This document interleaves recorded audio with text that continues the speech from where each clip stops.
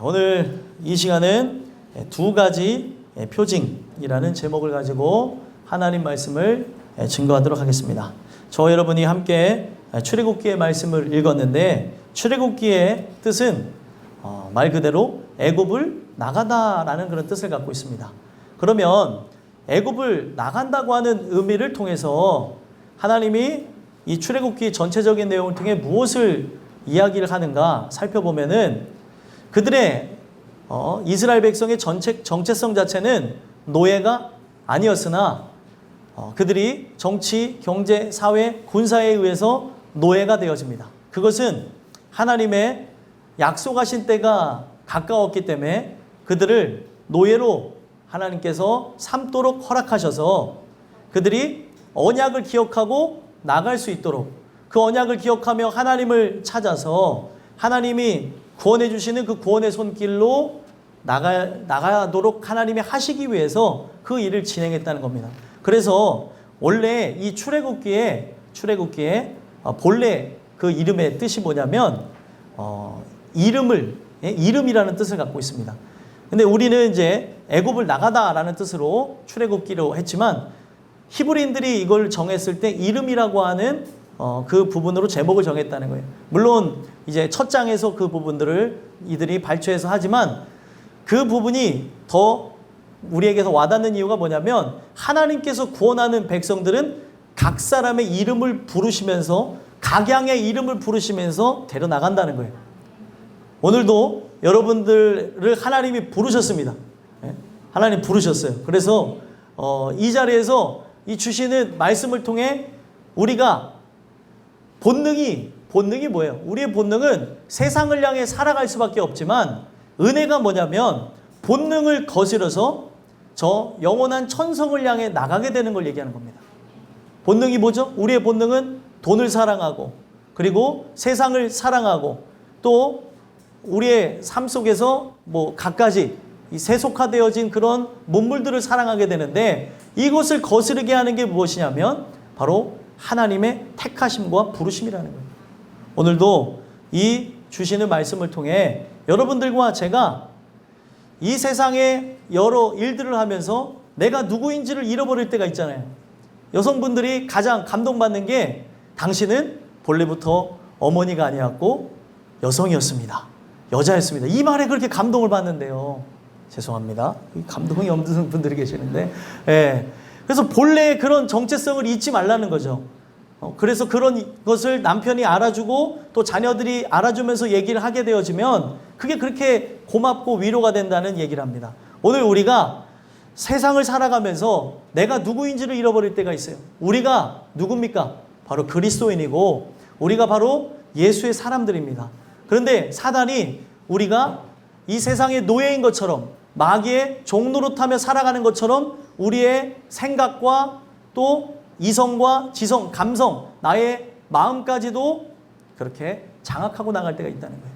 오늘 주시는 말씀을 통해 저와 여러분이 세상을 향해 살아갈 수밖에 없는 본성을 갖고 있지만, 그가 택하신 자로 그 은혜의 말씀을 통해 저 영원한 천성을 바라보며 나가는 은혜가 있게 되기를 간절히 소망합니다. 그런 차원에서 오늘 본문을 보시면, 오늘 본문의 내용을 통해서 이야기하고 있는 게 뭐냐면, 이제 이들이 노예로 살아가면서 모든 소망 자체가 끊어졌을 때 사람이 어디까지 내려가냐면 살 소망까지 끊어지는 그 단계에서 하나님은 역사하신다는 거예요. 그래서 자기네가 이제 노예가 되어졌을 때 어느 정도 지나면은 왕권이 교체가 되겠지, 이 노예로부터 벗어나겠지 하면서 자기 한평생이 지나가는 걸 보면서 그들이 포기하고 그들이 내려놓고 하나님께 기도하기 시작할 그때쯤에 하나님의 응답이 시작되어지는 거예요. 그래서 성경은 응답이 언제 시작되어진대요? 우리의 혀가 마를 그때에 하나님이 응답하신다는 거예요. 얼마나 마르고 닳고 기도했겠냐는 거예요. 우리가 이 세상에서 종노릇하며 살아가는데 하나님 언약의 말씀이 있지 않습니까? 그 언약의 말씀을 따라서 나갈 수 있게 해주세요. 그렇게 기도하던 중에 하나님께서 모세라고 하는 사람을 부르셔가지고 또 아론이라고 하는 그의 대언자와 함께 이스라엘을 구원하는 이야기를 오늘 우리에게 허락하신다는 거예요.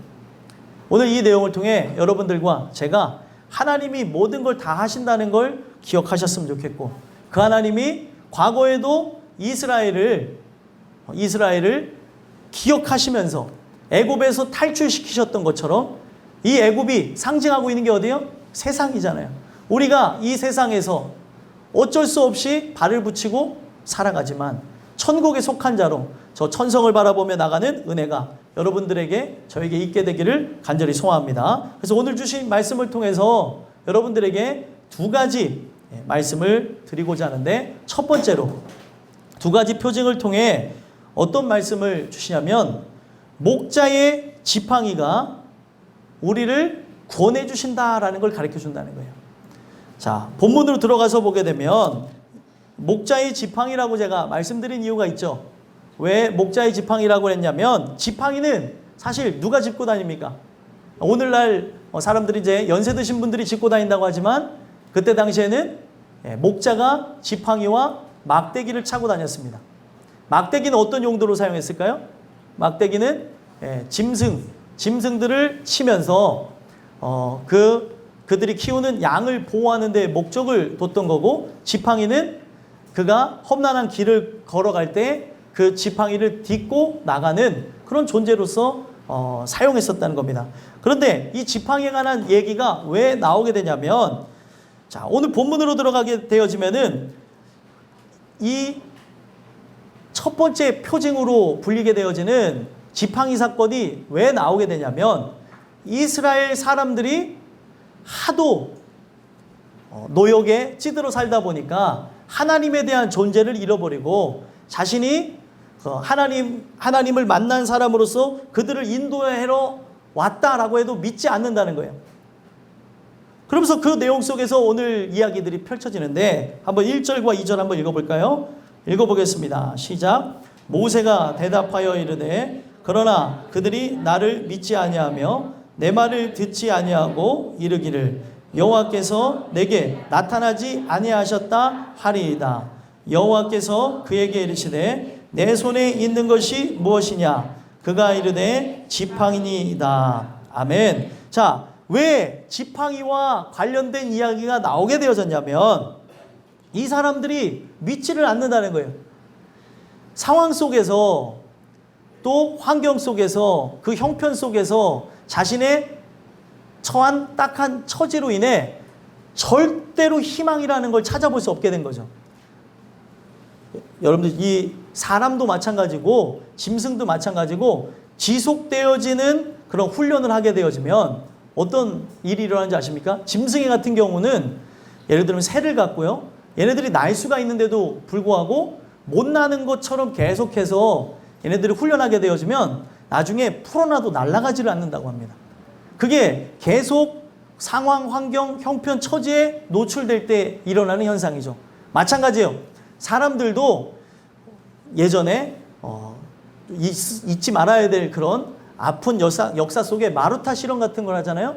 마르타 실험에 의해서 노출되어진 사람은 계속 어떤 신호와 함께 움직이게 만들면 짐승처럼 반응하기도 하고, 그리고 풀어놨는데도 불구하고 나가질 않는다는 거예요. 지금 그들이 감옥 가운데 갇혀서 있는 상황 가운데 그들에게 계속 여러 가지 트라우마를 생겨나게 만들게 되어지면, 나갈 수 있는 문이 활짝 열어놨는데도 안 나간다는 거예요.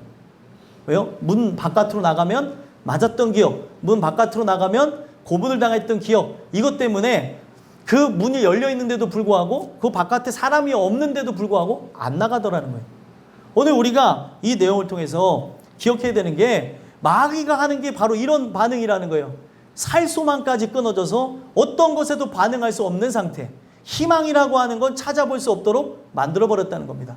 그런 그들에게 어떻게 하냐는 거예요. 여러분들도 이 내용에 해당될 수가 있고, 우리 주변의 전도 대상자들도 이런 상황에 놓여져 있을 수 있습니다. 도대체 이 사람 속에는 예수가 들어갈 공간이 없는 거예요. 삶의 여유가 없는 사람들 있잖아요. 살아가면서 지금 먹기 위해 사는 건지 아니면 살기 위해 먹는 건지, 삶 속에 많은 고통 속에 살아가는 사람들이 있다는 거예요. 그런 그들에게 진짜 희망도 없는 그들에게 우리가 해야 되는 게 뭐냐면 주의 복음을 증거하며 나가야 된다는 거예요.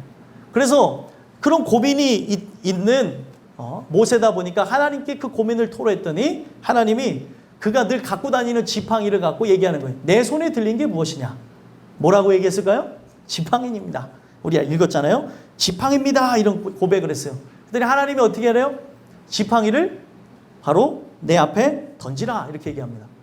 자, 그래서 3절에 보니까 어떻게 해야 돼요? 그것을 땅에 던지라 하심에 곧 땅에 던지니 그것이 뭐가 됐다고 나옵니까?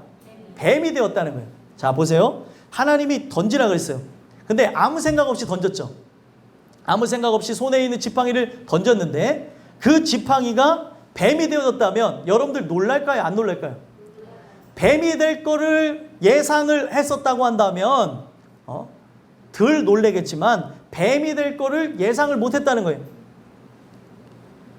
어제 우리 교회 권사님이 누가 바깥에다가 내놓은 게임기 하나를 갖고 왔어요. 그래서 해적 모양이 이렇게 딱 됐어요. 해적이 가운데 있고 여기 통 안에 들어간 해적인데 칼을 꽂으면 언제 걸릴지 모르는데 이 해적이 탁 튀어 올라오는 게 있어요. 그런 게임 아시죠?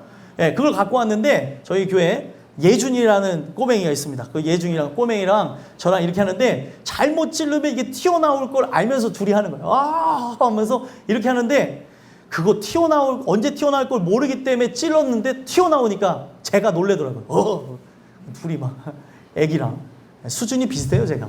그래갖고 막 둘이 막 재밌게 하다가 봤더니 제가 나중에 이제 흥미를 잃었는지 가고 저 혼자 찌르다가 좀 그래서 나중에 교회 수진이를 불러서 나랑 같이 하자고 그랬는데 제가 그걸 보면서도 이게 튀어나올 거를 아는데도 이렇게 놀래는데 이게 뱀이 되어질 거를 몰랐다고 생각해 보세요. 어땠겠습니까? 얼마나 놀랬겠어요. 그래서 3절에 뭐라고 얘기하고 있습니까? 한번 읽어보겠습니다. 읽겠습니다. 시작. 여호와께서 이르시되 그것을 땅에 던지라 하심에 곧 땅에 던지니 그것이 뱀이 된지라. 모세가 뱀 앞에서 피하매. 아멘. 지금 모세가 뭐 앞에서 피했대요? 뱀 앞에서 피했다는 거예요. 자, 여러분들 근데 지금 모세 앞에 있는 게 뱀이에요? 지팡이에요? 우리는 모든 걸 다 하니까 지팡이라고 쉽게 대답하지만 지팡이가 뱀이 되어져서 여러분들을 물라고 한다고 생각해 보세요. 이러면서 그러면은 어떻겠습니까? 안 놀랄 사람이 어디 있겠냐는 거예요. 자, 근데 하나님이 여기서 끝나는 게 아니에요. 이 뱀이 되어진 지팡이를 어떻게 하라고 합니까? 4절 한번 읽어보겠습니다. 읽겠습니다. 시작. 여호와께서 모세에게 이르시되 내 손을 내밀어 그 꼬리를 잡으라. 그가 손을 내밀어 그것을 잡으니 그의 손에서 지팡이가 된지라. 아멘. 자, 하나님이 지금 뱀이 되어져서 막 꿈틀꿈틀거리고 씩씩거리는 그 뱀 자체를 이 지팡이 자체를 어디를 잡으라고 얘기해요? 꼬리를 잡으라고 합니다. 여기 뱀 잡아보신 분들 계세요? 역시 그렇다고 무섭게 쳐다보시면 어떻게 합니까? 뱀 잡았던 눈으로 저를 쳐다보셨는데 자, 뱀을 잡을 때 어디를 잡아야 됩니까? 꼬리를 잡아야죠. 무슨 머리를 잡습니까? 머리를 잡아야 돼요. 그러면 하나님이 틀린 건가요? 아니죠. 하나님이 왜 꼬리를 잡으라고 했을까요? 하나님이 왜 꼬리를 잡으라고 했어요? 우리 어린아이들한테 질문하면 어린아이들은 막 손을 들고도 막 얘기하는데 너 손 들은 거니? 아니래요. 자기의 손 이렇게 한 거라고. 자, 헷갈리게 하지 마. 혜근이 손 들은 거야? 하필이면 이렇게 옛날이나 지금이나 이럴 때 기지개 펴는 사람들이 있어요. 이렇게 하면서. 자, 이 내용을 보면서 우리가 기억해야 되는 게 뭐냐면 하나님이 꼬리를 잡으라고 했어요. 어떻게 보면은 하나님이 틀렸나라고 생각할 수 있겠지만 지금 눈앞에 나를 잡아먹으려고 하면서 움직이는 이것은 뭐라고 하는 걸 가르쳐 주는 거예요? 지팡이다라는 걸 가르쳐 주는 거예요. 이게 만약에 뱀이었다면 하나님이 머리를 잡으라고 했겠죠. 근데 이거는 뭐라는 거예요? 지팡이라는 거예요. 그래서 꼬리를 잡으라고 하니까 이 모세가 그 하나님의 사인을 알아들은 거예요. 그래서 어떻게 합니까? 꼬리를 잡았다는 거예요. 그랬더니 꼬리를 잡았더니 뭐가 됐어요? 지팡이가 됐다는 거예요. 하나님은 지금 이 이야기를 통해서 우리가 아이들이 좋아하는 이런 내용이잖아요. 아이들이 좋아하는 내용으로만 알게 하기 위해서 이 내용을 적어놨겠습니까? 아니에요. 하나님께서 이 얘기를 통해서 본래 의미하고 알게 하고 싶은 게 있거든요. 그게 뭐냐면 지금 이 지팡이가 어떤 겁니까? 지팡이라고 하는 건 도구죠. 도구인데 이 지팡이가 도구에 불과하나 지금 사람들에게 어떤 모습으로 역사하고 있다는 걸 가르쳐 주냐면 뱀과 같이 그들을 잡아먹으려고 그러고 으르렁거리고 있는 대상이 있다는 걸 가르쳐 준 겁니다. 그게 바로 누구예요? 애고방 바로였다는 거예요. 우리가 생각할 때는 애고방 바로는 절대 권력을 갖고 신이 아니나 신의 위치에서 군림하는 모습이었지만 하나님 보시기에는 뭐라는 거예요? 저거 막대기에 불과하다는 거예요. 그냥 지팡이에 불과한 것인데 지금 하나님께서 저 지팡이에 불과한 저 도구를 지금 뭘로 바꾼 거예요? 편의에 따라서 뱀의 형상을 만드는 것뿐인데 자기가 위력을 가하고 또 사람들에게 겁을 주다 보니까 자기보다 더 큰 존재가 자기를 도구로 사용하고 있다는 걸 잊었다는 거예요. 이게 바로 핵심입니다. 그래서 하나님께서는 지금 이스라엘 백성들 자체가 애고방 바로에 의해서 숨을 쉴 수가 없고 바로 그로 인해서 노역을 하고 고통받아 괴로워하고 있지만 바로 그는 바로 허상에 불과하다는 걸 가르쳐 주는 겁니다. 그래서 성경에 보게 되면 두 가지 도구가 나와요. 첫 번째 도구는 뭐냐면 불의의 도구고 그리고 두 번째는 뭐예요? 의의 도구가 있습니다. 불의의 도구로 사용하기 위해서 애고방 바로를 사용할 뿐이지 저를 두려워할 대상이 되지 못한다는 걸 가르쳐 주는 거예요. 그래서 저는 내가 세운 도구이기 때문에 가서 잡으라 얘기하는 거예요. 막 힘이 막 넘치지 않아요? 나를 괴롭히는 대상이 있는데 저 괴롭히는 대상 때문에 내가 두려워하기도 하고 저 길로 가지도 못했는데 알고 봤더니 허상인 거예요. 그래서 성경은 이 내용을 계속 이끌고 나가는데 흥미로운 거는 자 나중에 이 모세가 백성들에게 이 모습을 통해서 하나님이 살아계신 것, 하나님이 이 백성을 이끌고 나가신다는 것, 이 백성에게 구원 허락하신다는 걸 가르쳐주면서 이스라엘 장로를 먼저 설득하고 그 설득한 다음에 애고방 바로에게 찾아갑니다. 근데 이 바로가 백성을 보내라고 했더니 어떻게 했어요? 보내기는커녕 지푸라기를 엮어가지고 벽돌을 만들어가지고 그것을 가지고 그들이 원하는 그 건물을 졌었는데 지푸라기도 주지 않으면서 벽돌을 만들고 건물을 세우라고 하니까 이스라엘 백성들이 혼동이 되게 되는 거예요. 야, 이걸 어떻게 하라는 거냐. 그래서 모세를 원망하는 모습이 나오는데 이럴 때 하나님이 어떻게 합니까? 바로에게 찾아가라는 거예요. 그래서 바로 앞에 가서 뭘 보여줍니까? 지팡이를 던지는 거예요. 누구의 지팡이를 던집니까? 아론의 지팡이를 던져요. 그래서 아론의 지팡이가 딱 무엇이 됐어요? 뱀이 되어져서 슉슉 했더니 옆에서 마술사들이 흉내내는 거예요. 그거 나도 할 수 있습니다. 자, 보세요. 지팡이를 던졌더니 뭐가 됐어요? 뱀이 됐어요. 그 뱀이 돼서 막 돌아다니는데 재미난 장면이 나옵니다. 어떤 장면이 나왔을까요? 바로 아론의 지팡이가 그 술사들의 지팡이를 잡아먹는 장면이 나와요. 자, 하나님이 의도적으로 그런 일들을 일어나게 하셨습니다. 이게 뭐냐면 결국에 허상은 무너질 수밖에 없다는 거예요. 불의의 도구는 의의 도구가 나타났을 때 사라질 수밖에 없다는 것을 가르쳐주는 겁니다. 그래서 불의의 도구인 애고방 바로는 의의 도구가 누구예요? 하나님이 택하신 모세죠. 그 모세를 통해서 결국에 그 애굽의 왕권은 무너지게 될 것이고 그 무너진 왕권을 뒤로 이스라엘 백성들은 애굽을 탈출하게 될 거라는 것을 하나님께서 가르쳐주는 겁니다. 오늘 여러분들과 제가 이 말씀을 통해서 기억해야 되는 건 뭐냐면 하나님은 이 사건을 통해서 무엇을 하기를 원하시는 거예요? 하나님이 때가 되어져서 약속을 이루게 하려 하심이구나. 그 언약의 때를 이루셔가지고 우리 민족이 선조로부터 계속 들었었는데 우리 민족의 본래 땅이 어디라는 거예요? 가나안 땅이라고 하는데 가나안 땅에 들이시려고 하는 거구나라는 걸 가르쳐줬다는 겁니다. 그래서 5절 한번 읽어볼까요? 5절에 뭐라고 하는지 읽어보겠습니다. 시작. 이는 그들에게 그들의 조상의 하나님 곧 아브라함의 하나님 이삭의 하나님 야곱의 하나님 여호와가 내게 나타난 줄을 믿게 하려 함이라 하시고 아멘. 자, 1절하고 대조가 되는 걸 볼 수 있어요. 1절에서는 뭐라고 나와 있어요?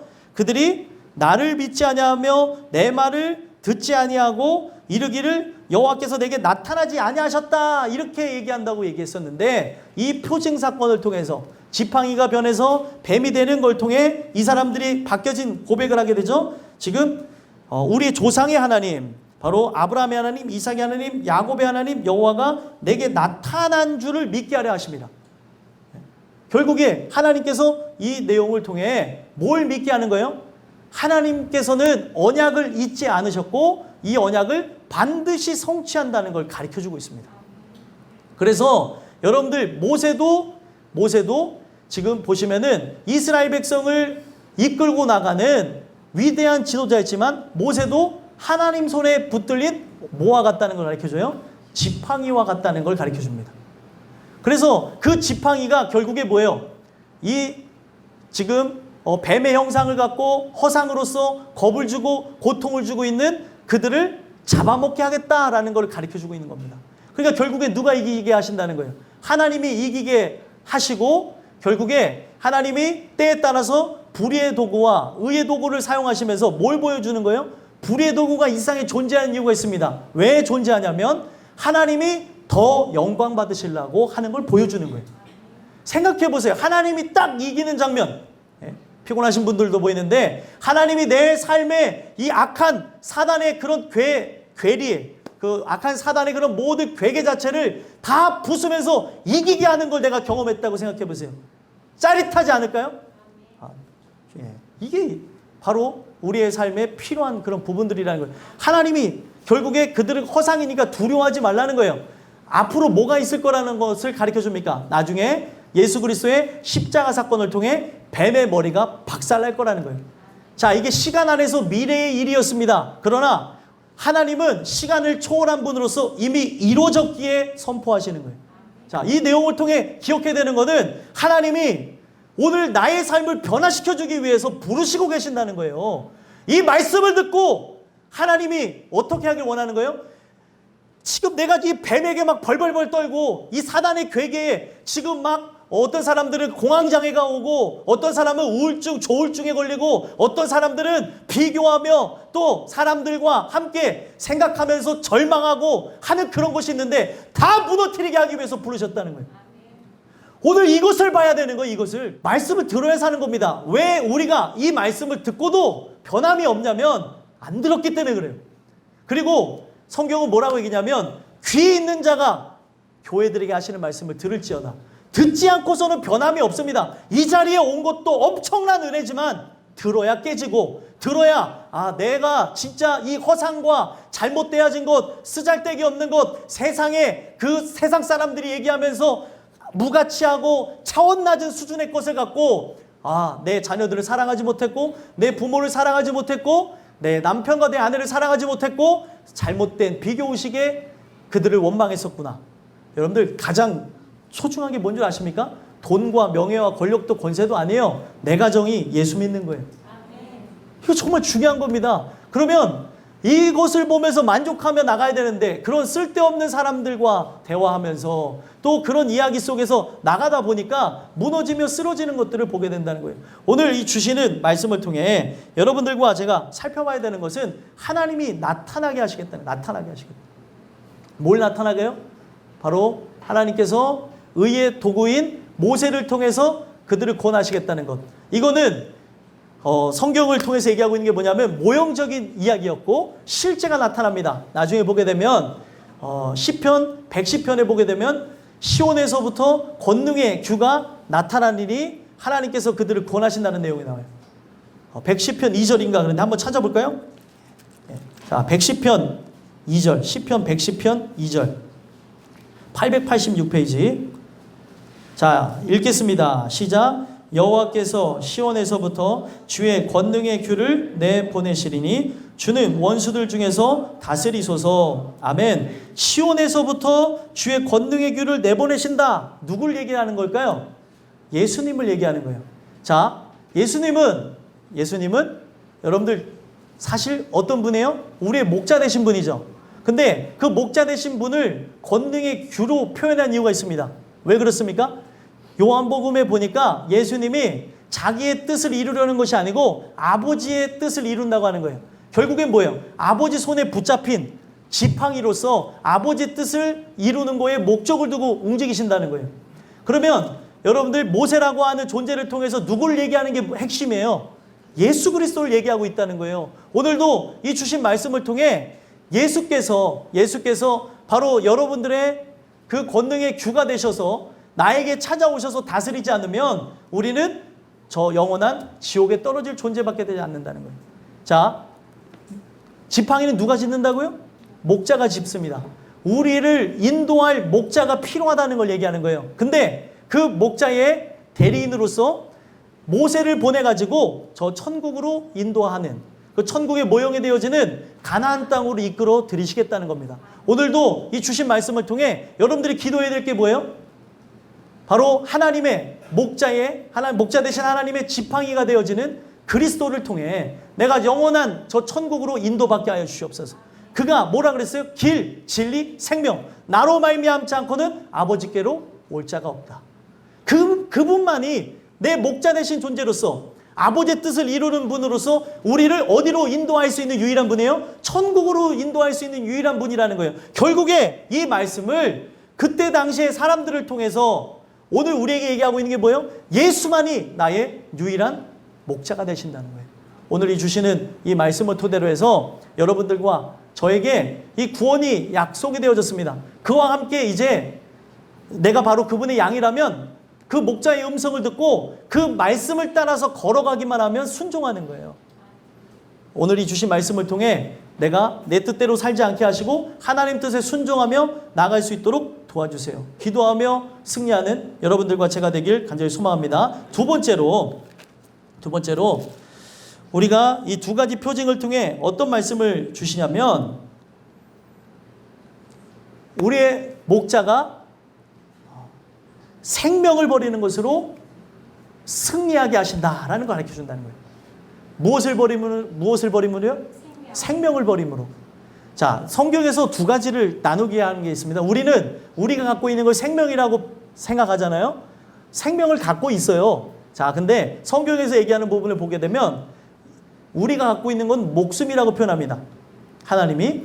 그러면 생명은 누구가 갖고 있냐면 예수님만 갖고 있대요.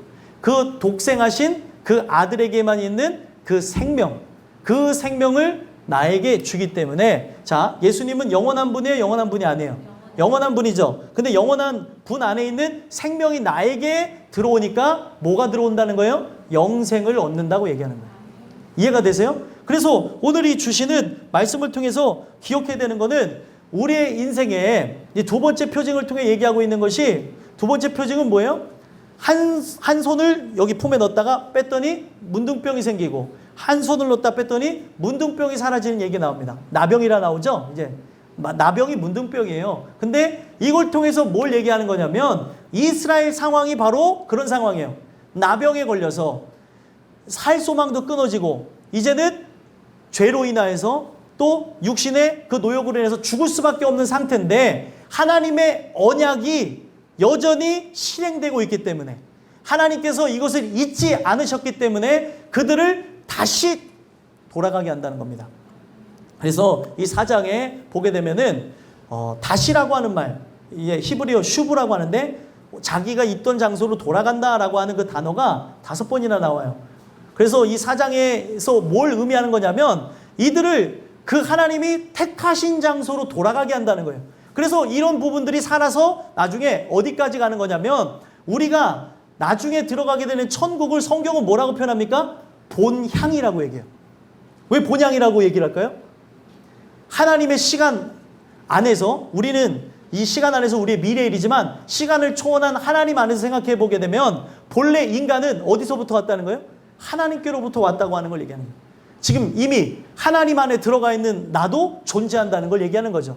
그래서 이게 부분이 헷갈릴 수도 있지만 우리가 이 내용 속에서 기억해야 되는 것은 하나님께서는 우리가 지금 죄악에 의해서 고통받아하고 괴로워하며 또 세상 속에서 아둥바둥하고 살아가지만 하나님의 목적은 뭐예요? 나를 불러주신 이유가 다시 회복하게 하기 위해서, 다시 살아나게 하기 위해서, 다시 하나님께 영광 돌리게 하기 위해서 불러주셨다는 거예요.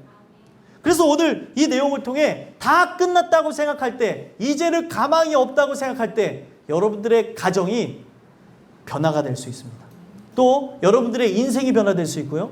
하나님이 역사하시면은 우리를 바꿔놓을 수 있다는 거예요. 그래서 여기서 또 오해하지 마세요. 하나님 바꿔놓으시면 부자가 된다는 그런 개념은 이제 수준이 낮은 개념이고, 이제 나를 위해서 살았던 이기적인 삶에서 타인을 위한 삶을 살아간다는 거죠. 이게 바로 하나님 사랑이 들어온 자에게 나타난 것이고, 하나님 사랑이 완벽하게 거했던 예수님이 우리를 위한 삶을 사셨잖아요.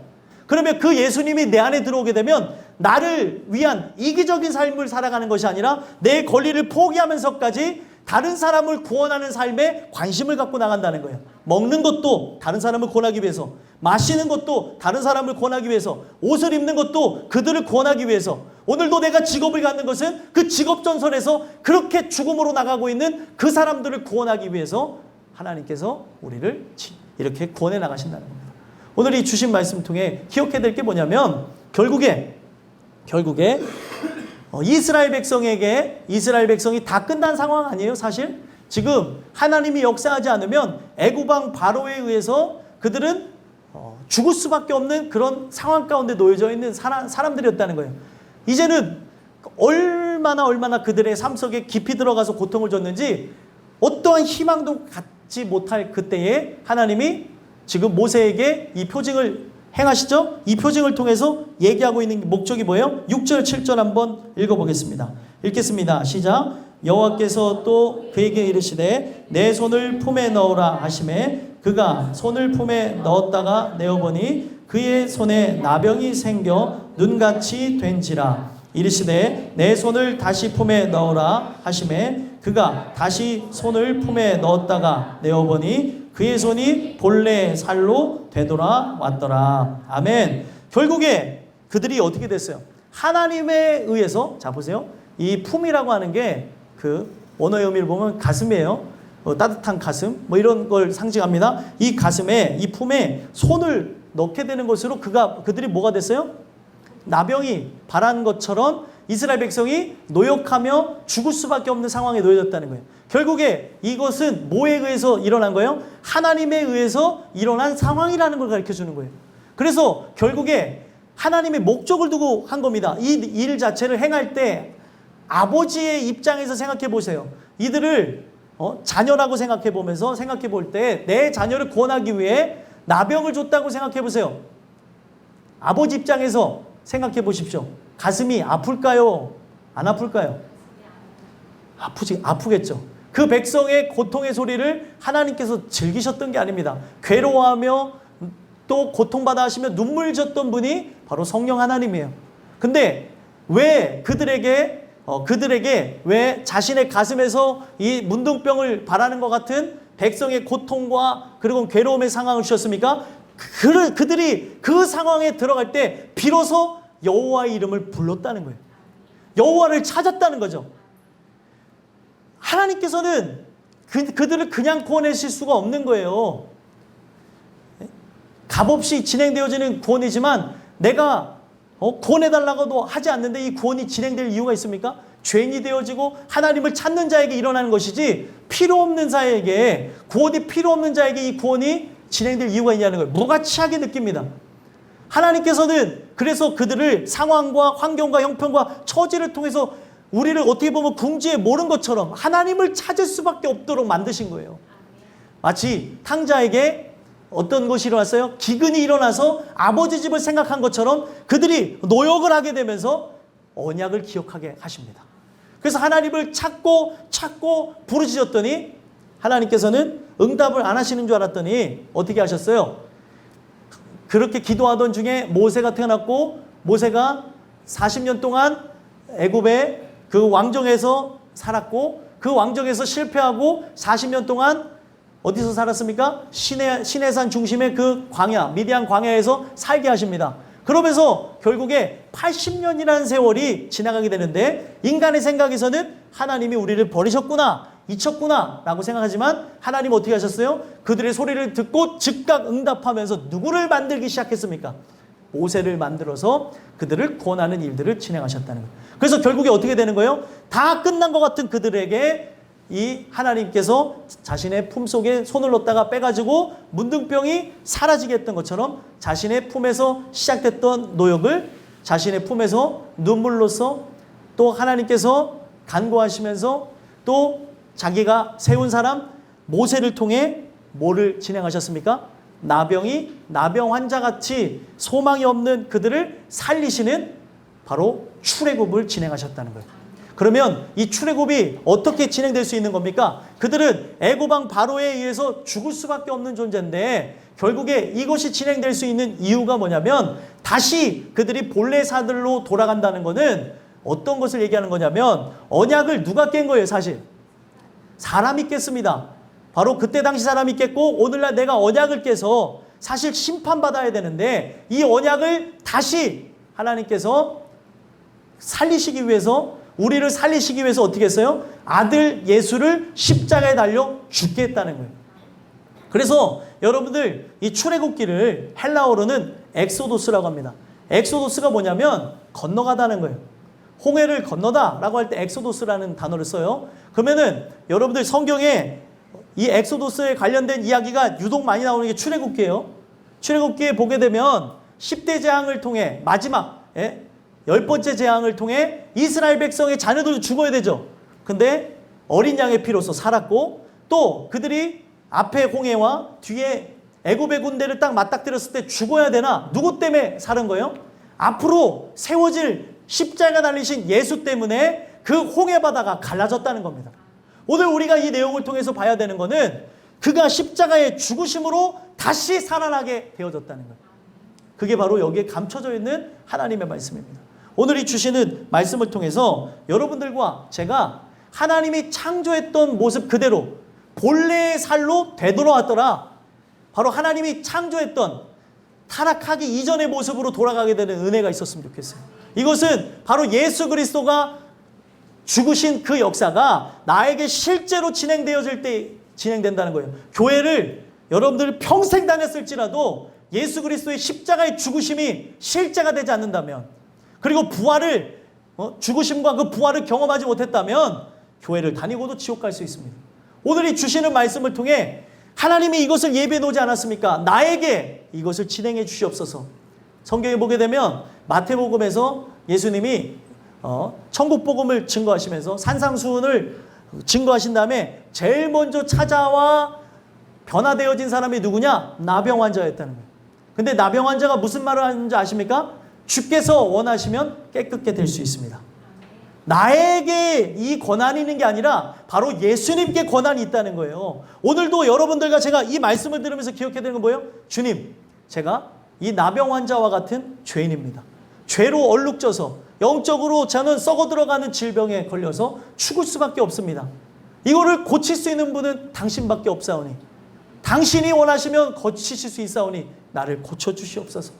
그렇게 기도하며 나가심으로 하나님께서 그 출애굽 하시겠다고 하면서 보여줬던 이 두 가지 표징을 통해 이스라엘을 구원하셨던 것처럼 이 구원의 역사가 바로 여러분들에게 있게 되기를 간절히 소망합니다. 그래서 결국에 이 표징에 대해서 뭐라고 얘기해요? 처음 표징은 그들이 받지 않는다 할지라도 나중 표징이 뭐예요? 두 번째 표징이죠. 문둥병이 발하였다가 없어지는 이 표징은 여기 핵심이 뭐라고요? 예수 그리스도가 십자가의 죽음으로 죽을 나를 살린다고 하는 의미가 있는 거예요. 이것 때문에 사람들이 믿음이 생길 것이고 이것 때문에 살 것이라는 얘기를 합니다. 그래서 결국에 이것을 진행하면서 이스라엘 백성들에게 했더니 이스라엘 백성들은 믿었을까요? 안 믿었을까요? 믿었어요. 근데 반면에 누구는 믿지 않았을까요? 바로는 믿지 않습니다. 그래서 바로 때문에 시작되어지는 게, 자, 9절 한번 마지막으로 읽겠습니다.